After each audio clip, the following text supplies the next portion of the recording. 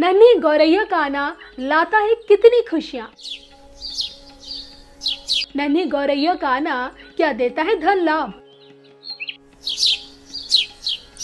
नन्ही गौरैया का आना क्या जगाता है भाग्य। नन्ही गौरैया का आना क्या सुधारता है घर का वास्तु। देखिए सिर्फ धर्म ज्ञान पर। नमस्कार, धर्म ज्ञान के दर्शकों का स्वागत है। मैं हूं आपके साथ कविता राणा, मेरे साथ आचार्य मेंगशमा जी। धन्यवाद कविता जी। धर्म ज्ञान के सभी दर्शकों को सादर नमस्कार।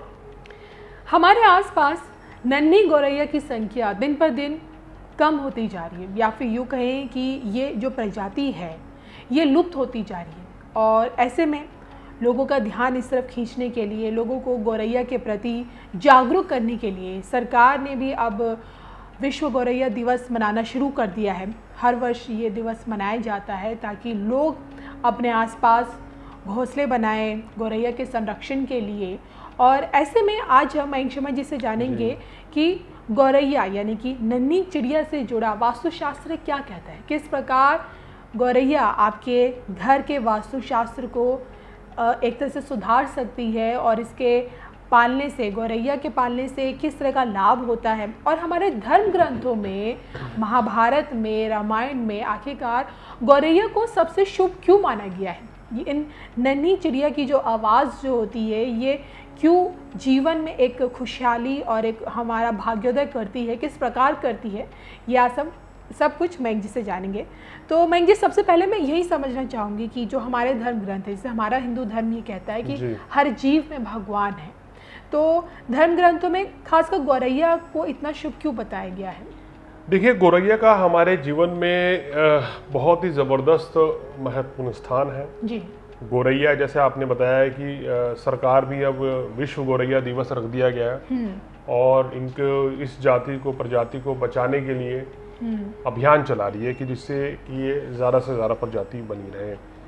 अब देखिए, सबसे पहले आते हैं कि स्वामी गोस्वामी तुलसीदास ने भी इस चीज़ का वर्णन किया है कि महाराजा दशरथ के घर में भी गौरैया के घोंसले का उन्होंने अपने शास्त्र में वर्णन किया है जी। कि गौरैया का घोंसला राजा दशरथ के घर में भी था। और वास्तु शास्त्र से सीधा सीधा कनेक्शन है गौरैया का। क्या कनेक्शन है? देखिए, वास्तु शास्त्र में क्या ये कहा गया है, अगर घर के उत्तर कोण में या उत्तर दिशा में या ईशान कोण में अगर गौरैया अपना घोंसला बनाए तो ये अत्यंत शुभ रहता है और आपके घर में प्रोस्पेरिटी रहती है, घर में सुख समृद्धि का वास होता है, स्थायी लक्ष्मी का वास होता है, पारिवारिक मतभेद दूर होते हैं, पति पत्नी के बीच में सामंजस्य बना रहता है जी। आपका वैवाहिक जीवन अच्छा हो जाता है, संतान सुख की प्राप्ति हो जाती है और घर से नेगेटिविटी दूर होती है।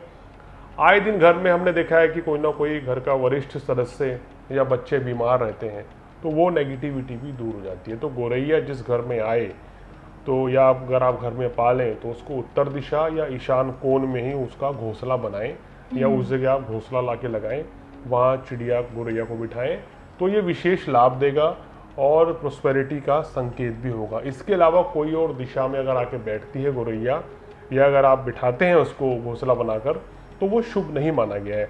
इसी तरह महाभारत काल में भी इसका उल्लेख मिलता है जी।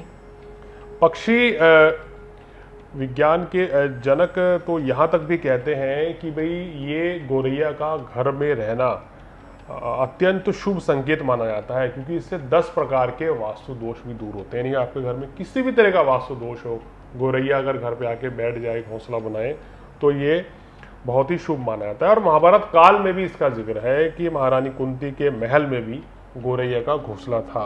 यानी कि शास्त्रों में भी, महाभारत में भी, रामायण में भी इस चीज़ का वर्णन बहुत ही अच्छे तरीके से है कि गौरैया का घोंसला घर में था इनके, और गौरैया जिस घर में रहती है वहाँ सुख समृद्धि का प्रतीक माना जाता है, प्रोस्पेरिटी रहती है, घर में किसी तरह की कोई परेशानी नहीं आती है।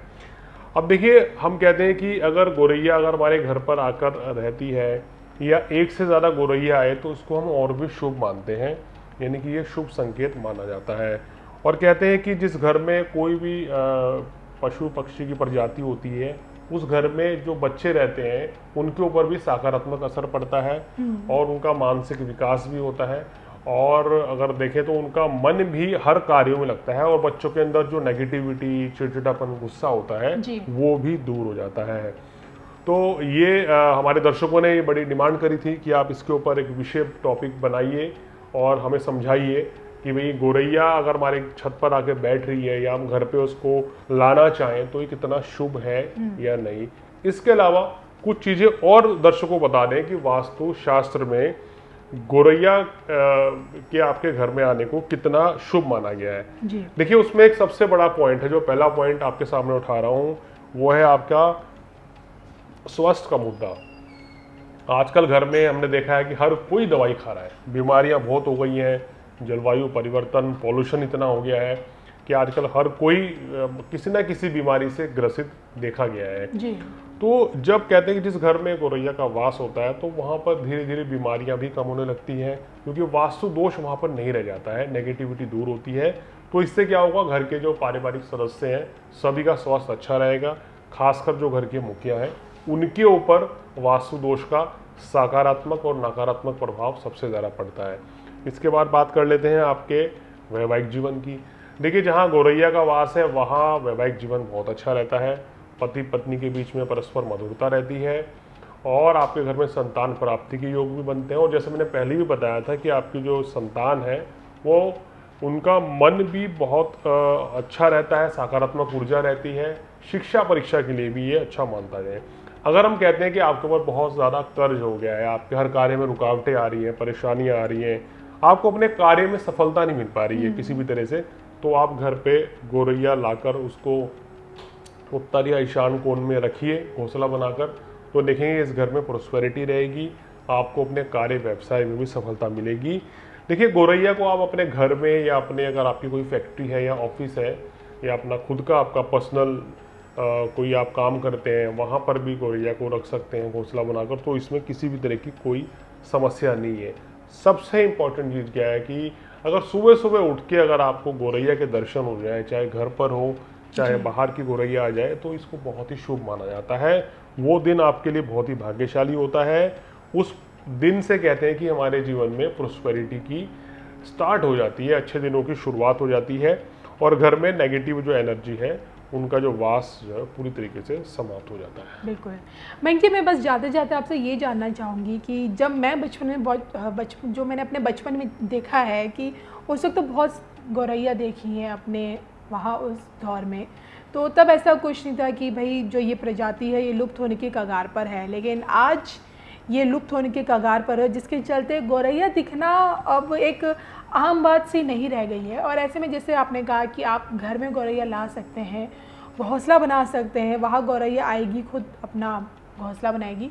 लेकिन जैसे कि अगर किसी को तोता पालने का शौक़ होता है तो बाज़ार से जाके पिंजरे में तोते को ले आता है, तो क्या अगर कोई गोरैया पालने का शौक़ रखता है तो क्या गोरैया को पिंजरे में रखना ज़रूरी है घर में?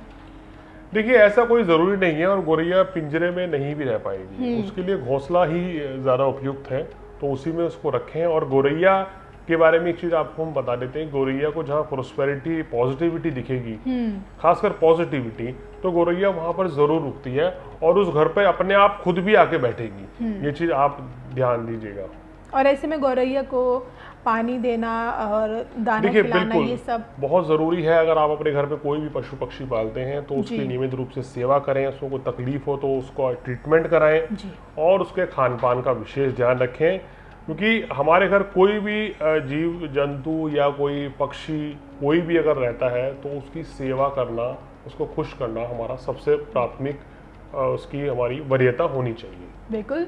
तो गोरैया की इस बढ़ती जनसंख्या में आप भी अपना एक कदम बढ़ाइए और अपने आसपास अपने घर के पास चाह के कोशिश कीजिए कि एक घोंसला ज़रूर लगाइए। चलिए, इसी के साथ मुझे और मयंक शर्मा जी को, हम दोनों को दीजिए इजाज़त। नमस्कार।